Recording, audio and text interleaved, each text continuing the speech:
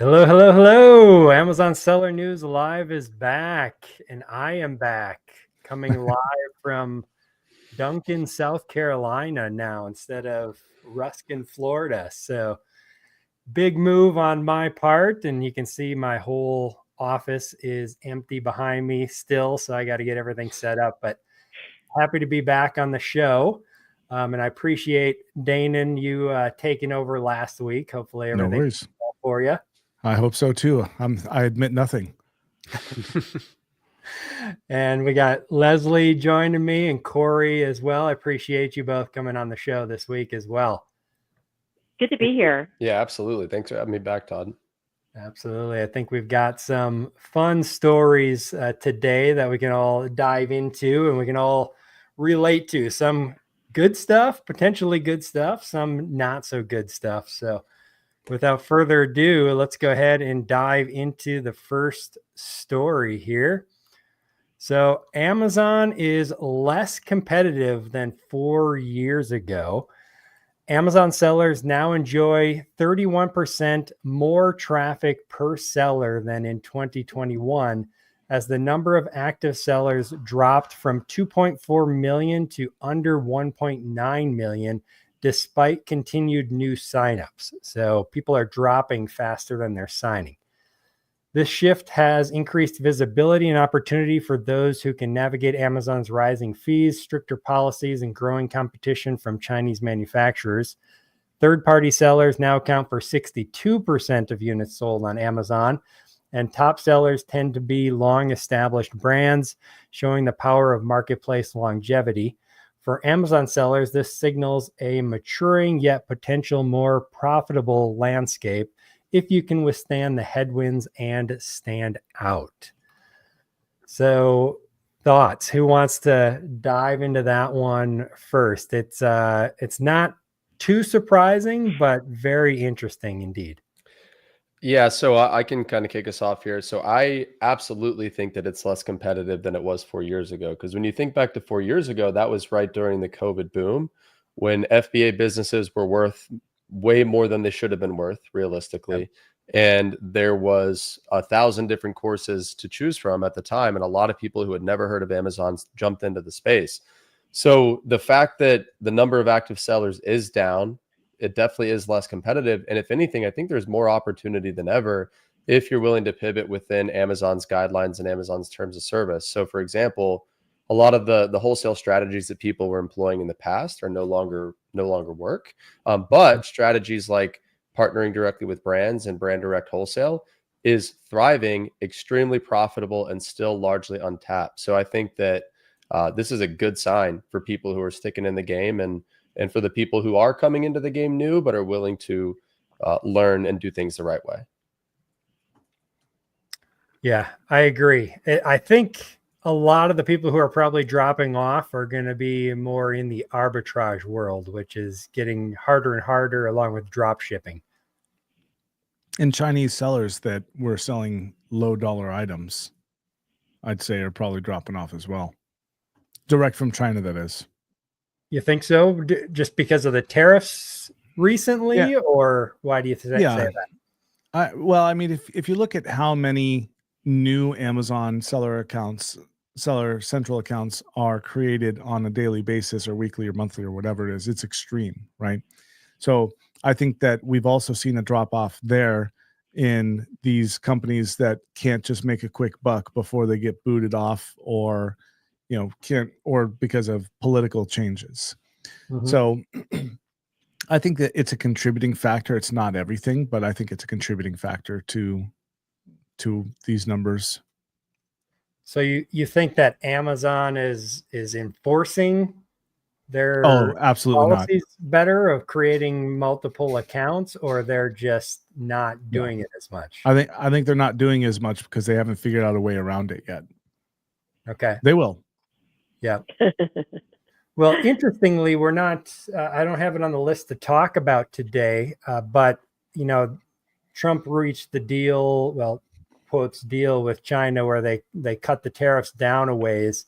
And part of that was a significant decrease in the de minimis percentage as well. I believe it went from like 200 and some percent down to 54% or something like that. So that could make us see an uptick in that once again, but we'll have to wait and see. I think one thing that skews some of this marketplace data is also some consolidation in some of the largest sellers. So imagine, if you will, the folks like Pattern. Pattern has grown massively. They have brought in a lot of brands that before were either selling individually on the marketplace or using an agency. And now Pattern has, hundreds of brands underneath them. So they're showing up as one seller on the marketplace. And they're not alone. They're just like the most obvious and probably well-run example. But there are so many other, like Corey had mentioned, the strategy of working with brands. Well, there's a lot of these companies that's what they specialize in doing. They work with these brands and they actually serve as the reseller for the brands as part of that.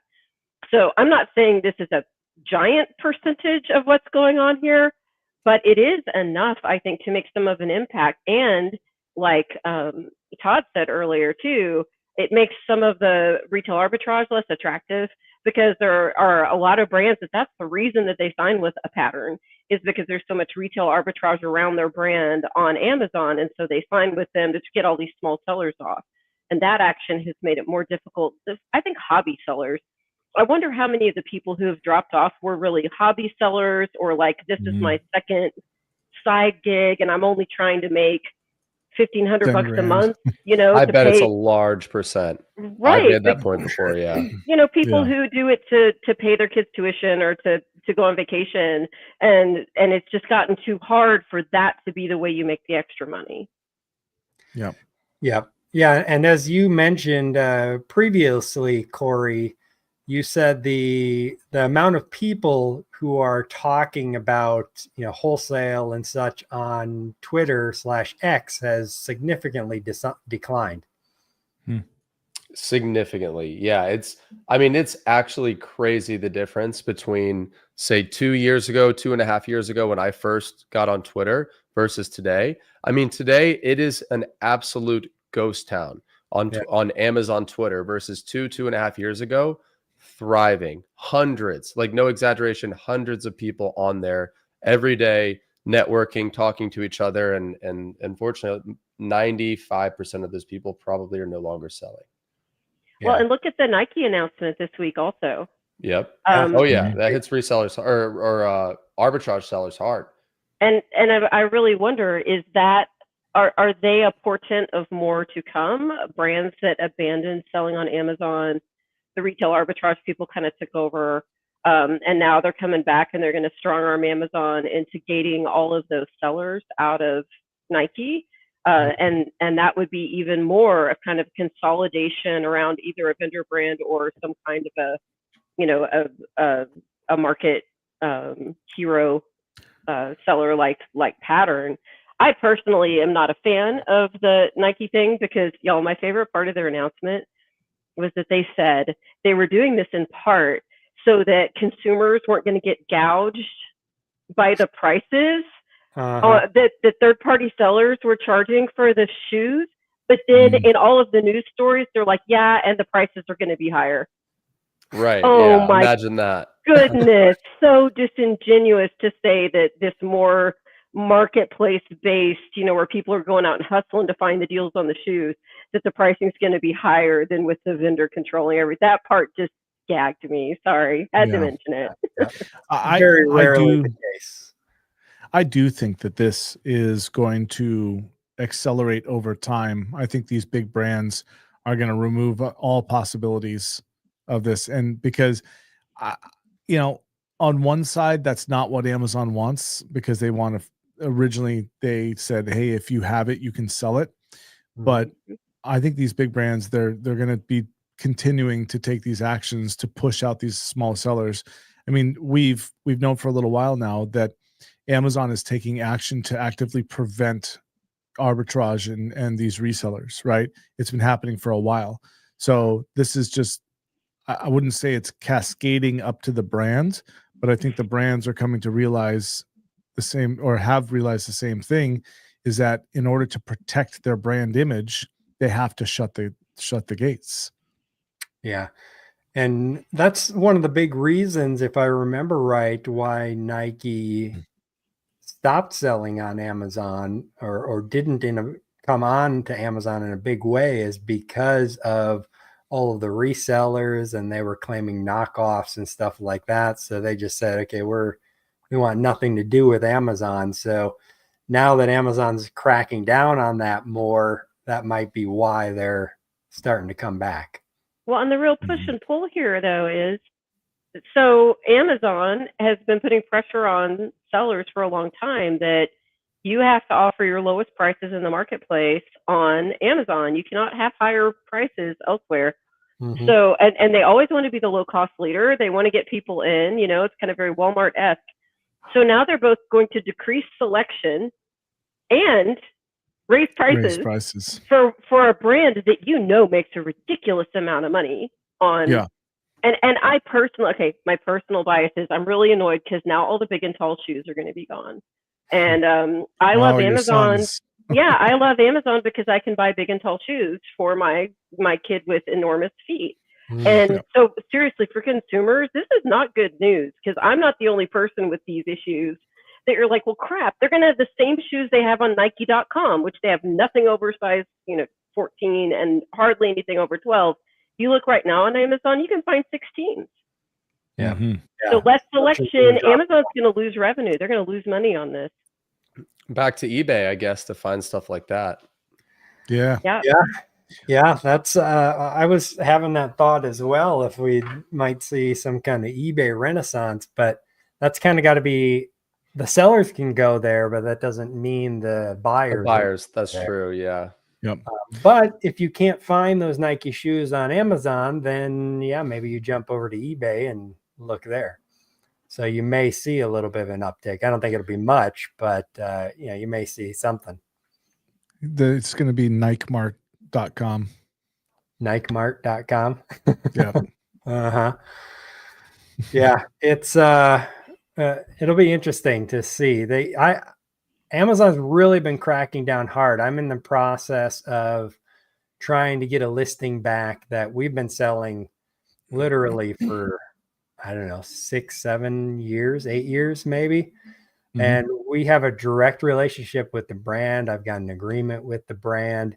We buy direct from the brand. I've got a letter of affiliation from the brand, and they will so far have not reactivated it. They're like, oh, thanks for giving us all that. Now we want you to prove the supply chain and get invoices from Aunt Sally's for products that they buy, plus a manufacturing certificate. I'm like, what are you talking about? So it's just, they're doing everything they can to try to lock me out of this product, which makes no sense because, I'm the main seller for the brand on behalf of the brand. So yeah, just the automated systems went crazy, and then the people don't want to do their jobs and actually that's right. look at the paperwork I'm submitting. Todd, do you have a SaaS Core rep? Is this something that they would be equipped to help you with? I think they would. I don't. No. Do you? I don't know. I know some bigger sellers that do have one. It's my understanding that, what a very big seller told me that when you get to a certain size, you almost have to have a SaaS Core rep, and he called it blood money that you have to pay Amazon. It's basically it's basically Excellent. insurance. Mafia Excellent money. description. Yeah. Especially if you're selling these health and household or beauty, super high volume, super prone to authenticity complaint type products, Mhm. Yeah. which a lot of mega sellers are. So, Todd, So I have. this is the exact stuff that we help our clients with every day. And I'll tell you, when you get to this point where you've provided all the documentation, you just need to bail on seller support and escalate. Right. Because the people on the front line, a lot of the training is so bad at this point, with these people, frontline seller support and seller performance. They have no idea what they're doing. And a lot of times they're literally afraid to approve. And so they just keep tossing it back because they're afraid to hit yes. So this is where you have to, I would do the Jeff at this point, which I know sounds crazy, but Jeff at is still the primary. it's the primary frontline escalations team. It's executive seller relations. So I would take it to executive seller relations and say, I've provided everything. Here, refer to the case ID. Don't send them Yep. all the documents again because the attachments could get it kicked out. Yep. And say, I've provided all of this. The brand wants me selling this is kind of the message you need to get across. And I would go there. And then if that doesn't fix it, call me because we can help you with that. Absolutely. But you're totally right. They're setting up these barriers that don't even make sense because if their goal is to serve the brands, make the marketplace super safe, make sure there's nothing inauthentic, but you actually have a relationship with the brand that you've proved, it's insane. It's insane. Yeah, that's my next step is the Jeff at. This morning I resubmitted everything along with their FDA certificate and their manufacturing certificate.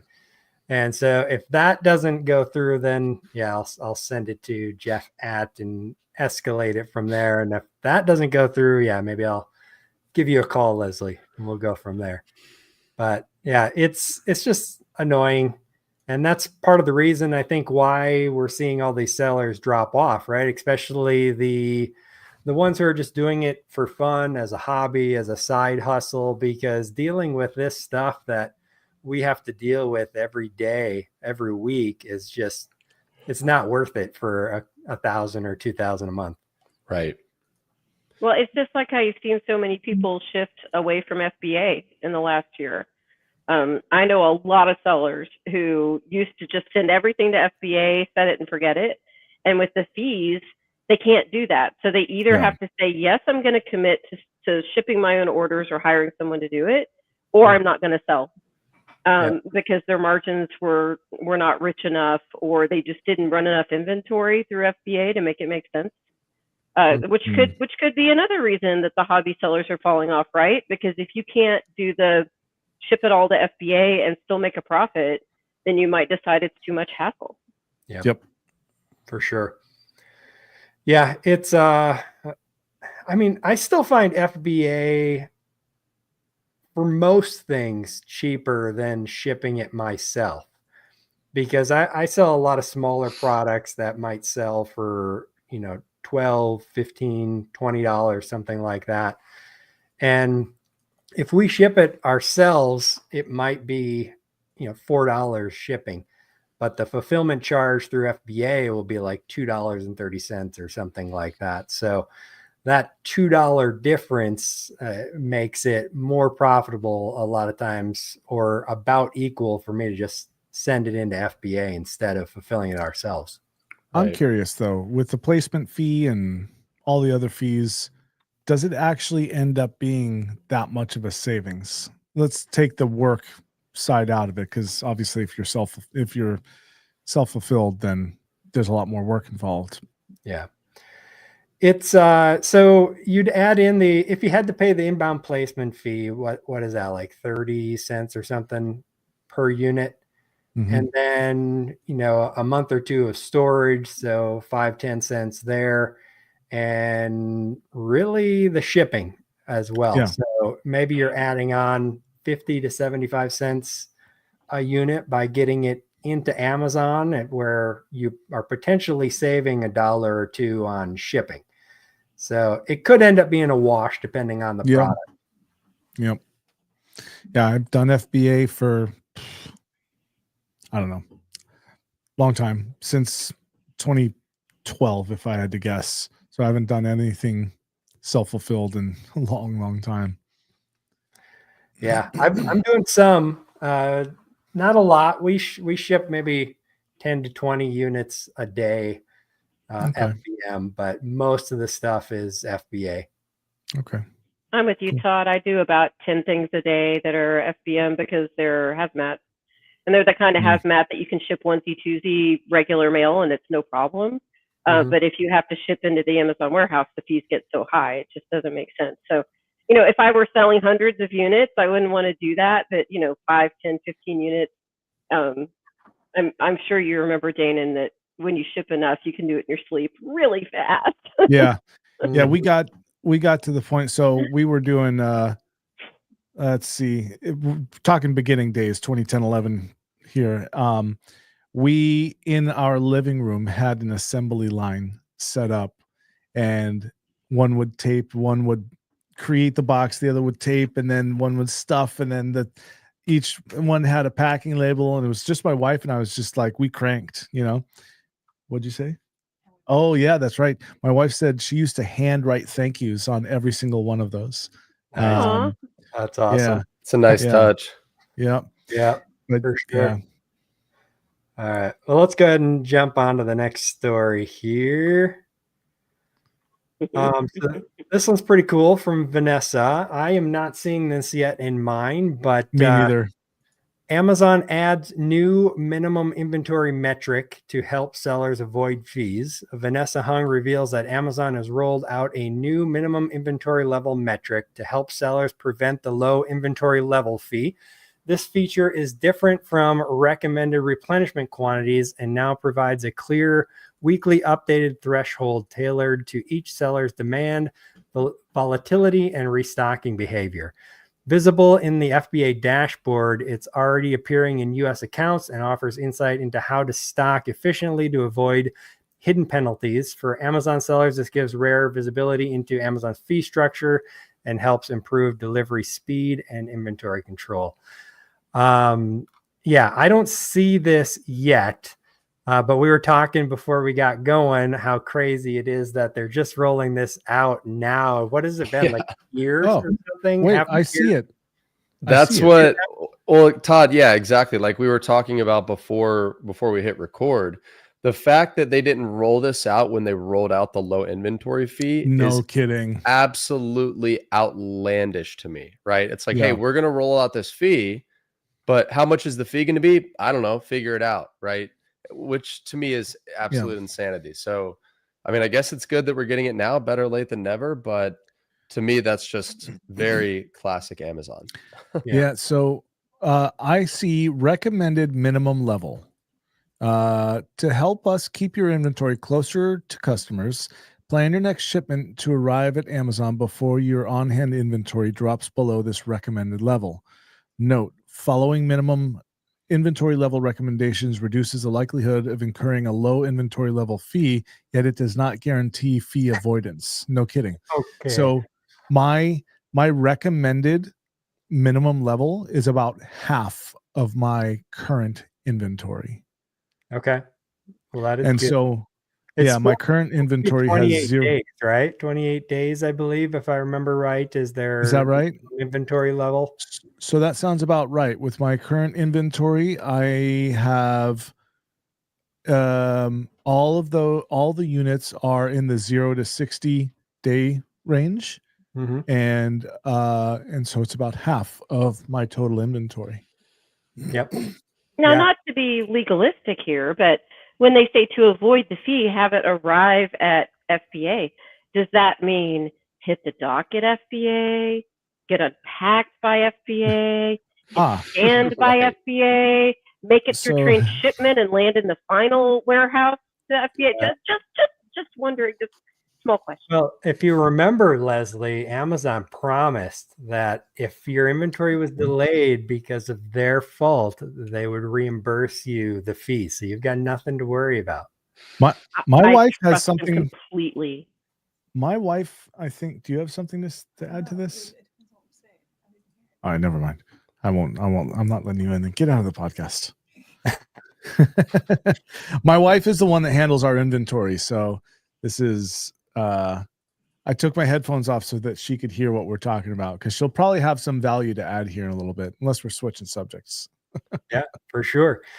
It's before this, which assuming it's accurate, you just had to do lots of funky math to try to figure out what your minimum was supposed to be and hope that it was correct. But what I think is interesting here is that it says that, yeah, this is the number you're supposed to have in here, but even if you follow this, you still might get a fee. Yeah, that's exactly what it says. It's what was the exact words? Following minimum inventory level recommendations reduces the likelihood of incurring a low inventory level fee, yet it does not guarantee fee avoidance. Basically, hey, we're definitely going to charge you this, but we also maybe charge you this. Yeah. Hedging their bets so that no matter what, they can be like, oh, Yeah. well, we told you. But like Yeah, Leslie said, exactly. it's like, hey, Amazon, I'm suing you for this reason. Like, yeah, but we interpret it this way, so we're fine. Yeah, we didn't actually say that you could avoid the fee by following our recommendations. So. Yeah. Well, obviously, everyone needs to hire a psychic, put them on staff Yeah. to tell you exactly what demand for your products will be over the next 30 days and to make sure that you can actually order more to replenish in time. I mean, Yeah. so you need a psychic who can go out at least 90 days. If you got that, when you're interviewing them, say, how far out can you go? So Mhm. don't get a psychic from the Philippines. You actually want one from like the India, because they've got a lot more history on psychic abilities. Yes, Take better it from quality. me. I can Third tell the eye. future. That's right. Yeah, it's just crazy the difficulty of planning inventory in Amazon these days to try to avoid the fees. You know, you gotta jump through so many hoops because you got the minimum inventory level, you've got your storage fee, and then you've got too much inventory fee, and then you got the inbound placement fee if you're running out of stock early and you can't send it to AWD, and then you got the AWD fees on the fees. And dimensional fees. Yes. Dimensional weight fees. It's one of the most difficult things I think in Amazon is just managing your inventory and ensuring you're moving your inventory around to the right places at the right time. Yeah. Absolutely. What do you guys typically carry in Amazon currently or in FBA, I should say, for a number of days? I usually try to keep about 45 days to 60 days, give or take. Yeah. I try to Use the It's- microphone. oh. So hello on the Amazon half. So I try to predict based on my sales because our sales go up for certain times of the year, and then also we have a steady uptrend. So with that, I try to keep in at least 60. Sometimes I go for more because it's going to go kind of fast, and I don't usually hit that 61 to 90 days for more than like a week or two. Okay. Yeah. Very good. And are you utilizing AWD for upstream, or you're just sending in direct to FBA? Honestly, I do a comparison. I know that Amazon says that AWD is less expensive, but I have sometimes found that if I do it the old way and just go through all the options, I'm still saving $100 on my shipment. So I always price check. I never just send blindly. Never Smart. trust Amazon. Plus, Got to run the calculations. everything says that it's an estimate, and you never actually know how much you're spending on the shipping until it all comes through. And then I go back and look at what I actually spent because it's not very open. Transparent. Yeah. That is very true for sure. The only transparency program in Amazon is called Transparency, and they're not transparent at all either. Right. No. And you have to pay for it. Mm. So, anything transparent has a price tag. Yeah, the Transparency Fee program. Hmm. Yeah, that's what it should be called. Yeah. Transparency. I mean, the invoicing in transparency was completely non-transparent until recently. I remember we had some invoices in there, and I'm like, I messaged them. I know we paid some of these. Which ones are actually due? And they're like, I don't know. They just all show like I have to pay them. They don't actually mark them as paid when you pay them. So Nice. Shocker. yeah, Why would they do that? yeah, for sure. Yeah. How about you, Corey? Do you try to keep a specific amount of days in FBA? Yeah, 45 to 60, ideally, 30 minimum. Yep. And are you utilizing AWD at all, or? No, so we haven't touched AWD yet. It is something I want to look into, but I think for the most part, for what we're selling, it doesn't make a lot of sense. Yeah. I've started using AWD for some of my brands that ship direct, Mm-hmm. that don't have to come to our warehouse, and I'll ship the case packs to AWD instead of bringing them to our warehouse.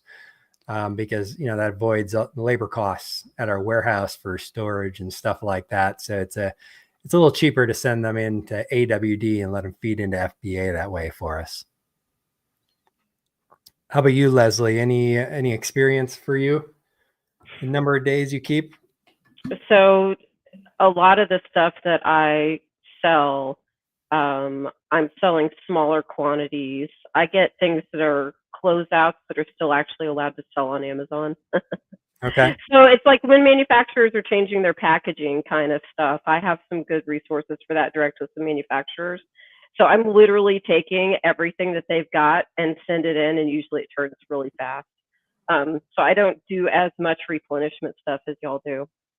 Okay. Very good. That's a cool model. So you just got some connections for closeouts from brands and you're flipping the closeouts. Right. And since it's direct from the brands, I don't have to worry about Amazon well, I do have to worry about them rejecting the invoices, but ultimately they take them eventually. But yeah, I really love the model because it's, I've been doing this for so long. 15 years, just like y'all been around. Yeah. That I have people from way back in the day that I still have relationships with, and they just want to get rid of stuff, and it's all legit, and they're going to have another listing for the product with different packaging, and I'm just on the old listing, blowing out what they've got. No competition. It's really nice. And then you sell those listings to the Chinese so that they can utilize all the prior reviews and switch it out with the new listing. And that's where you make your real money, isn't it, Leslie? I think when they do that, they just pick them. I don't think I get anything out of it. They just zombify those suckers and move them over with their overseas vendor account. Yep. I wish I had an overseas vendor account that I could manipulate everyone's listings with. I know, right? Yeah. You just one day you log in and be like, why is this brand Xylogob now? I don't get it. What's going on? And then of course, seller support is like, oh, it's brand registered, so we can't change it back. It's like, what are you talking about? That's one of the most annoying things is when you get a listing brand changed and it's obviously changed and they're like, oh, there's nothing we can do about it. Sorry, they're brand registered, so it's theirs now. Let's say I have a crazy little fact to tell y'all about that blew my mind when I learned it from my ex-Amazon employees. A lot of people in seller support and seller performance do not have access to the audit trail tool that shows how detail pages have been changed over time. They literally can't see it. And so I'll do things like run sales reports. And you can run sales reports that have the icon of the product and show everything. So I'll run a sales report for my account and I'll say, if you look in my account and you look at these order IDs and you look at this over time, you'll see what this was. And then sometimes you can get them to investigate further and actually, I don't know what they do. I don't know if they tap someone who does have access to that. I don't know, but it's ludicrous to me. That seems like it would be one of the things that they would absolutely want access to, especially since they enforce against people for changing PDDs. Yeah, fraud avoidance. Yes. And so there are people there who do have access to that, but a lot of the frontline people don't have access to that tool. It's mind-blowing. Crazy. That should be a basic thing that they would have access to. You think the versioning of the page so they could see. Should be such an easy thing to fix. If somebody in violation of the terms of service changes the brand, you should be able to just flip it back. Yeah, and if you just run sales history, just like they show with the icon of the product in your Seller Central and in your buyer account, you run sales history on that item, you're going to see that change of what the title and the image. It seems so basic. What do we know? We just have common sense and actually, work on Amazon every day. Common sense, experience, pedigree, knowledge, IQs. They don't care what we think. No. Yeah, that they do not. That is for sure. We got a comment in here that we can touch on before we move on here. Let Corey, you can take that one if you want.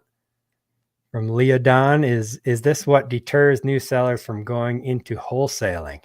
Yeah, and so what is he referring to specifically? Do you know? Is He asked that what? about 12 minutes ago. So something Yeah, we were during talking the about earlier. previous.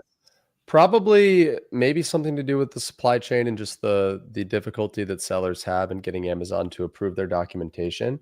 Yeah, I mean that could be something that deters new sellers from going into wholesale or just deters them from selling on Amazon in general because at the end of the day, if you're doing wholesale the right way and you've got legitimate documentation that can prove the supply chain, then you've realistically got nothing to worry about. So it might prevent some people from getting into it, but it shouldn't. As long as you're doing things the right way, you'll be fine. Yeah. And you got to be doing the legitimate wholesaling. Right. Like you said, make sure you're getting it from a real wholesaler, a distributor, I should say, or Yeah. the brand direct. A lot of people get sucked into those websites that, they give you a list of 1,000 ASINs of products that they have and their Legos and Disney and stuff like that. That is not wholesale products. Most of those companies, I don't think, have a direct relationship with the brand. They're just getting They those usually products don't. from somewhere, Fell off closeouts a or truck. something like that. So those invoices are not going to be accepted. You have to make sure you're working with a legitimate distributor or direct with the brand. So if you come across a wholesaler and they give you a list of ASINs, run away. I've Yes, never seen a I've said that legitimate a million distributor times. or Yep, brand give me a list of ASINs to look at. Mm. correct. So that's your red flag for sure that they're not legitimate. All right, let's go ahead and jump on to this next story. Dana and Leslie, I think you'll like this one. Yep. So, how FBA sellers can stay safe from Amazon's review crackdown, review manipulation. Amazon is aggressively enforcing its review manipulation policies with penalties ranging from listing suppression to account suspension, even for unintentional violations. As an FBA seller, you must avoid tactics like incentivized reviews, biased inserts, or email sequences that ask only for positive feedback. Amazon's AI systems track suspicious behavior, so sellers must regularly audit marketing practices and eliminate risky tools or language. If accused, respond quickly with professional, well-documented appeal and know how to report competitors who cross the line. So this article is all about how white hat sellers can avoid getting hit with Amazon's review manipulation crackdown. But as you know, Dana, and what you work with a lot, and I'm sure Leslie, you as well, is black hats taking advantage of this and trying to do this on purpose. Yeah. I'll let Leslie, I want you to go first because it's about to go down when I start talking. So Okay. Leslie, go. So let me just tell you some new stuff that's going on in this field. One is that Amazon has now found ways to detect review planting. Review planting started pretty much last summer. It was kind of a newish technique last summer. Review planting is where you either yourself or you get people who are your buddies to buy a competing product or even a complementary product to your product. I've seen this.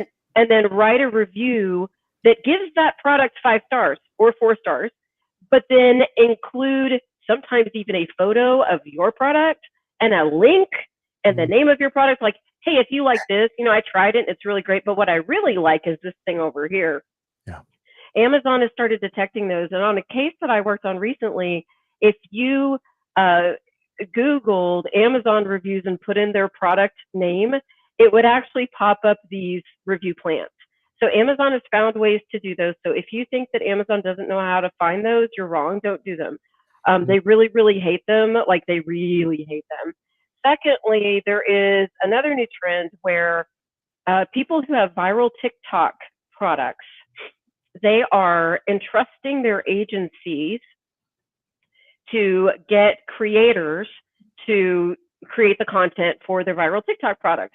Then the agencies, sometimes with the knowledge of the brand, sometimes without, excuse me, all, the agencies are having the creators buy the product on Amazon and then paying them for it, Venmo, PayPal, whatever, giving them a bonus for buying it. And then the creators, bless their hearts, don't know. And so they'll actually do a 5-star review before the product's even delivered to them. Amazon figures that out when they see the reviews of products before they are delivered. They know that this is a bad thing. So there are TikTok products going viral that the agency for the TikTok product is actually getting the Amazon seller suspended for this. And then the seller may not know. they may not. The ones I've worked on, they did, but I think it's conceivable that they may not. And then the last thing I want to mention is, in the past, you could get reinstated from review manipulation multiple times, like so many times. And then a few years ago, Amazon changed that to 2 strikes and you're out. So you get suspended once, and then the next time it's over, and an act of God will not get you back. It's like done forever. Then late last year, we started seeing some where someone got a warning, not a suspension, but a warning. And then when they got suspended, it was the 2 strikes, you're out language. Now, what's interesting, we had one of those from almost a year ago that we would not give up on because it really bothered us. And we just got him reinstated, and I don't know why. So excited about that. But in January, there are 3 clients I've been working on since February. All 3 were suspended in January, and they had no warnings, and they're done. And let me tell you how done they are. They are so done that after Amazon sent them responses to their appeals, they had actually hired someone prior to us to work on their appeals and didn't work, and then they hired us. They got a response from Amazon's outside counsel law firm to the initial appeals that were sent by their first appeal writer. Davis Wright Tremaine sent them like, we're done with you, never contact us again. And they were written like legal briefs, like legal memos citing policy and laws. I have never seen this before. You know, we work on thousands of appeals, and I'm not saying that we've seen everything, but this was new to me to have Davis Wright Tremaine send a letter on a policy violation. Usually the outside law firms are only involved if you're actually counterfeiting stuff, if you actually have stolen goods, or if you have sanctions. So like you're selling stuff from Iran or something that you're not supposed to. Otherwise, letters from legal counsel on standard appeals that you didn't go to legal, really weird. And then all 3 of these sellers are having their funds permanently held. And in each case, it's $500,000 approximately. And here's the real scary part. And I'm sorry I'm going on and on, but this is like really interesting to me. And if it's not to you, be like, shut up. But no, it is. Please. So that's why I wanted you to go first, Leslie. Yeah. I knew you'd have some shit. So they made him do a verification call. So, you know, verification calls are usually Amazon, for some reason, is concerned you're a good seller gone bad or something, you sold your account. They make you show your ID and show your invoices and stuff. Well, now a lot of times to get your funds, they make you do a verification call. They made these guys do verification calls, but at the end of the call, they asked them about their suspension, which is not a road I've ever heard anyone go down. Usually they don't talk about that. They're just talking about verifying your inventory, your identity, all that stuff. And so now what freaks me out is they have them on video admitting what they did, because what they did was they talked to the plan of action, which, you know, you have to say what you did in the plan of action. You have to admit stuff, and it's on video. So like, are they doing this to set people up with the FTC? Are they gathering and I don't think this verification call was like normal ones, because normal ones, they're done by people overseas. It's very scripted. They never deviate from the script. There were some things about these calls. It was a U.S. person doing the call. Couldn't see them, but they sounded, because they do that black screen just to freak you out because they can see you and you can't see them, which is creepy. But it sounded like an American. And when they told me it sounded like an American, I was like, oh no. So this particular client, I'm telling them, you have to. This is now a bad sign. If you're speaking to an American, you're actually in trouble. Right. But the only hope for their funds is arbitration. I don't really understand legally how Amazon has a basis to hold their funds, because what they were doing was not fraudulent. They did deliver all the product. It was the product they said it was. The reasons for holding funds are not there. In the past, I've only known of holding funds permanently for drop shipping and for restricted products where you're selling stuff you're not allowed to sell on Amazon. And the reason they do it in those cases is if they don't hold funds, people just set up another account, do it again, set it up another account, do it again, right? So if they hold your money, you might quit. But for these, I don't get how they have a basis to hold the money. But I wanted to mention it because sellers out there who are trying to make a product go viral, really get their sales up on Amazon, just know that there is now precedent for them holding your funds permanently. That means all the money for everything you've sold. And I don't know if they're going to give them their inventory back either. Wow. So just be aware that they are really stepping up the penalties on this. And y'all, what these guys did was bad. But I'm really clear-eyed about what should get your stuff taken away and your money taken away and what shouldn't. And personally, I think that this is way out of bounds by Amazon. Yeah. Okay, I I'll mean, shut up now. I think, no, look, Leslie, there's a reason I wanted you to go first, and that was it right there. I mean, I think we have all experienced something from Amazon where what they've done is completely unacceptable and unfair. You know, back in 2020, before the Great Pause or during the Great Pause, Amazon suspended all three of our Seller Central accounts with no notifications, no warnings, no performance issues, no nothing.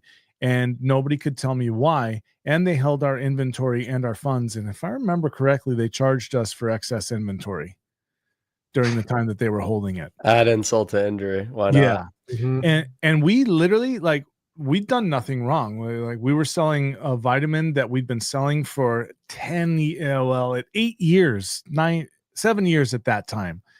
And we hadn't changed the listing either, you know, and we have always been very, very careful on what we say and what we claim in our listings when it comes to supplements. We basically don't say anything like this is a supplement. It is taken by you. Congratulations. And all right, but enough of that. Okay, review manipulation. First of all, don't even bother doing it. That's step one, how sellers can avoid Amazon review manipulation. Step two, don't go to people that tell you they can get you reviews. Okay, they're out there. There are technically legitimate ways of doing this, and that is by going to a company. Like, a legitimate way would be AZ Rank. Those my friends that own AZ Rank, but they don't do reviews. It is a byproduct of the buying that happens, right? So you get an increase in buyers, educated buyers, you get an increase in reviews, whether they're positive or negative is completely neither here nor there. But if you go to a company requesting reviews, you're going to get caught. Mhm. You know, it's going to happen at some point. And it doesn't matter if you did it 2 years ago. When you get caught, they will strip all of your reviews from the time that you were doing it to today's date at best, right? Now, this happened to somebody I know in the space. Amazon stripped out 12,000 reviews. Ouch. Now, here's the silver lining is that his rating actually went up and his sales increased dramatically. But the alternative was Amazon said, either we strip your reviews or we suspend your listing permanently, right? What are you going to do?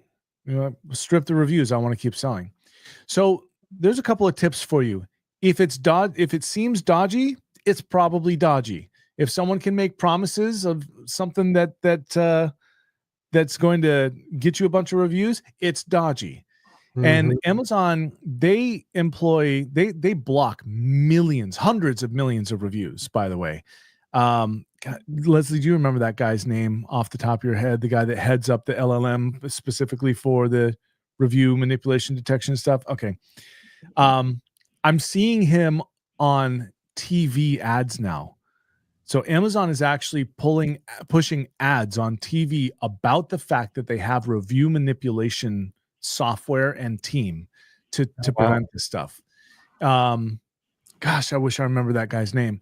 But so Amazon is paying attention to this. They always have been. But these companies that employ fraudulent activity, or these people, you can find them on Reddit, say, hey, I need someone to attack my competitor. Like, yeah, I can do it. $25 a review plus the cost of the product. And it happens. I see it all the time. And there are accounts where you look at this account, you're like, oh yeah, that's clearly a fraudulent account. Every review on there is 1 star. They've only done 18 review. Well, you only see the last 4, 8, 12, 16 to 20 reviews. And every one of them has been batched reviews of 4, and they're all on mascara, and then nothing for 3 months, and then batched 4 or 5 reviews all on baby onesies, and then nothing for 2, 3, 4 months. And so that's how these companies, they figured it out. They rotate, they actually buy the product. Now what I'm seeing is that they're leaving 1s, 3s, and 4s and 5s. And I'm seeing a lot less accounts where the title is don't buy, don't buy, don't buy, don't buy, don't buy. So they're getting more and more sophisticated, and it's gotten harder for me to get fraudulent reviews removed. Even though they're evident, it's gotten harder and harder for me to get it done with Amazon. It's just Why do you getting think harder that to prove. is? What's that? Why do you think it's getting harder for you to remove ones that are clear manipulation? Because, well, my easy answer to that is Amazon, in their infinite wisdom, anytime something helps the seller in earnest, they put a stop to it. Yeah. Yep. They make it harder, at least. They make it harder, yeah. Because, I mean, Amazon is kind of like the law. You have enough people that cause a problem that you have to put in a law, but it negatively impacts the 97.9% that don't even need that law there in the first place, right? And so the day that stuff gets figured out is the day we live in a utopia, But like Forsket and Burak, he goes into quite a bit of detail on this, on what can be done. And it's all good data. What you need to know is that, number one, you should avoid any aspect of review manipulation for your brand. Always. For sure. Number two is, if you are subjected to fraudulent reviews, then come to me. Go to Leslie. Leslie, do you do file reviews? Okay, good. So come to me, or go to Leslie and get help. You will probably always try to get it done first yourself. You will 99.9%. This is like a Clorox commercial. 99.9% of sellers don't know how to remove reviews, but Leslie and I do. And it's a pain in the ass for us. So yeah, that's the best I can say on that. There are so many reviews that are obscenely against Amazon's community guidelines, but Amazon still won't remove them because their first answer and second answer is almost always no. Yeah. So, that's the default. Yeah, that's the default. Trying to get you to go away. Close the case. Hopefully you'll go away. Yeah. And exactly. just to kind of put a bow on this one, I mean, the way I see it is, if you're doing anything when it comes to reviews that makes you even somewhat uneasy, you probably shouldn't be doing it. Amazon just doesn't mess around when it comes to the stuff at the end Not of the anymore. day. Yeah. And they'll figure it out. They'll just don't do like it. the friends and family reviews that people used to do. They figured that out a long time ago. Yeah. They connect you up one way or another. They'll figure out you're related somehow or connected somehow. And those reviews will come down at best, or potentially take your account down at worst. So yeah, if you didn't know, Amazon's friended you on Facebook. They're not actually your friend, but they're friended you. They know who all your friends are. They pull your social security records. They know who you're connected to. No, that is a real thing. I know the FBI and the CIA legitimately does that. So I'm sure Amazon does it as well. Well, there's a coalition of the platforms. So Facebook, Instagram, Twitter, Amazon, other platforms that have sellers, they do share data, and they share data specifically for this purpose. So Yep. that's why people thought they could do the chat bots, and for a while they could on Facebook or on Instagram and not get caught, and then they started getting caught. So don't think that just because, like Danon said, don't do the thing. Don't think that just because you're doing stuff that's off Amazon feeding into Amazon, they're not going to figure it out. If they may not figure it out today, but if they figure it out in 2 years, like Danon said, and you have a pattern that is continued until now, they will bust you for it. I had one client who did a lot of paying for reviews, frankly, last summer, and then they stopped in October, and then they got suspended last month. And it's interesting because most enforcement at Amazon only goes back 180 days. And they're right on the cusp of that, like a little past it. And I think because of pressure from the FTC and other, governmental actions, that Amazon they're going to really kill people for this. So don't think because you're a cool brand, viral brands that are super hot and doing millions and millions of dollars, Amazon's cutting them off. Yep, for sure. Doesn't matter how big you are. They'll shut Amazon you doesn't down. care. They're bigger. Yep, exactly. They've got a lot more lawyers. We got one comment, Corey. I'm not sure if you know what it is. Nylon says, "Are we okay to use Sage Mailer?" Sage Mailer. What That's is some kind that? of system to email buyers of products, I'm guessing. Oh, so it says it can automate the Amazon request a review button for sending feedback and review requests to your buyer. That's Gotcha. okay. Yeah, so that's okay. I actually, for years, I've used Seller Board's auto feedback request, whatever the feature is called, but it does the same thing, right? Where it automatically requests feedback from buyers, sends them an email, and they can one-click leave a star review. And they can leave a one-click review for us as a seller as well. And that's gotten us a ton of seller feedback over the years.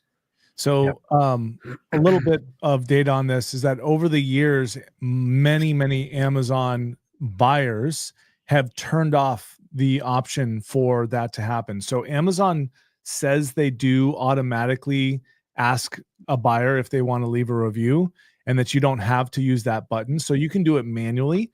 If I remember correctly, it is 8 clicks to send a single request and then go back to where your orders are. So you definitely, even if you have a 1% response rate, it is well worth having this. You can do it through Helium 10, Jungle Scout, Sage Mailer, obviously, Sellerize, and Managed by Stats. Like all these tools do it. Ecom Engine is another one. They're one of the originals, actually.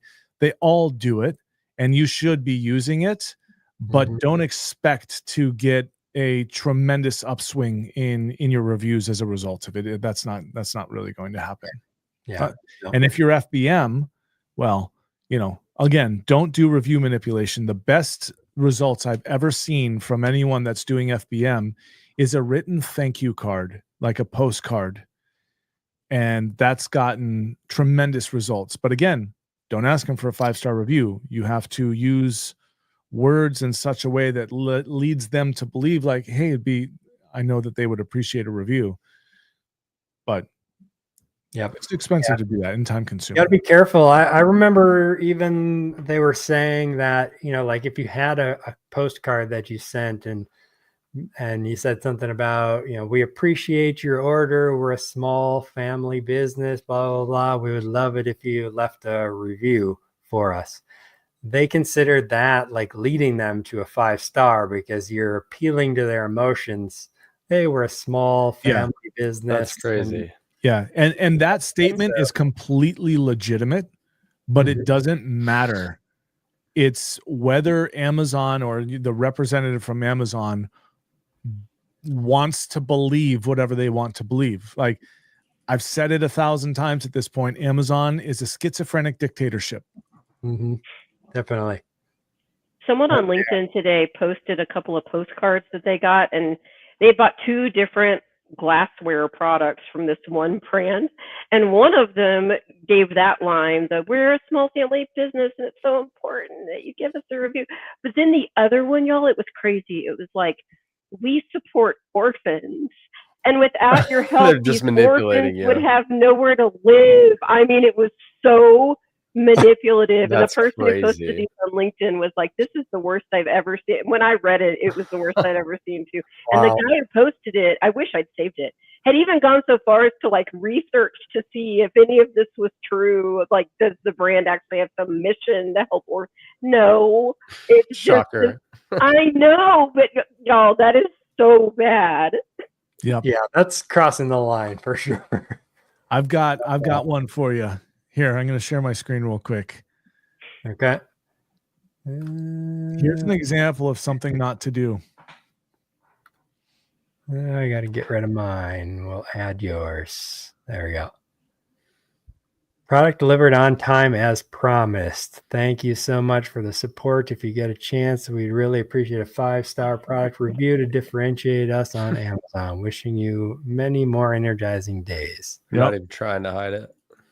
No, well, look. So this is an example of Oh, so this is that's They're a replying to a seller res- feedback. seller response. Yes. replying to seller feedback. Yeah. Okay, yeah, that's going to get you in trouble real Yeah. fast.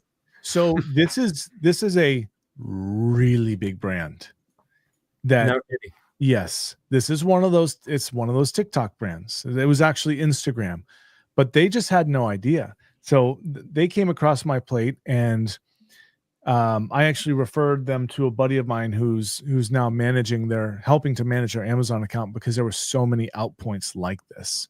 Mhm. But that could have suspended their account, Mhm. and that would have been 50 million a year, just gone, done. Yep. And Amazon Yeah. also considers that cherry picking, because what they would tell you is, and this is a good rule for anything that you do, you can't ask for reviews from people who are more likely to give you reviews. Even if they didn't say, give me a 5-star, if they just said, ask me for a review, likely they only put that as the reply on reviews that were 5-star Good. reviews, Yeah, right? exactly. And so even if they said, hey, we'd love a review, you can't do that unless you're also going to put that on the 1-star review. Yeah, be careful out there. Don't mess with reviews. And if people are messing with you with reviews, get a hold of Danon and or Leslie. Yeah, I'd probably say and. Yeah, I might need both, really. Yeah, you know, Wouldn't hurt, especially if you're a big brand, for sure. Yep. All right. Well, we're over the top of the hour, so we'll go ahead and wrap it up there. But I appreciate everybody out there watching. We do this every Friday, 1 p.m. Eastern time zone. So look forward to seeing everybody next week. And Corey, Danon, Leslie, appreciate you coming on the show. Yep. Appreciate you See you guys next having me week. back. Hopefully we'll see you soon. Yeah, Definitely. thanks. Y'all are so much fun. Have an awesome weekend, everybody. Bye. Memorial Day weekend. That's right. Happy